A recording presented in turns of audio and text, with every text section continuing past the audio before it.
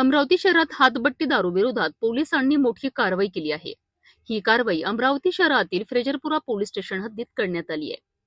माहितीनुसार गुन्हे शाखेचे पथक परिसरात पेट्रोलिंग करीत होते।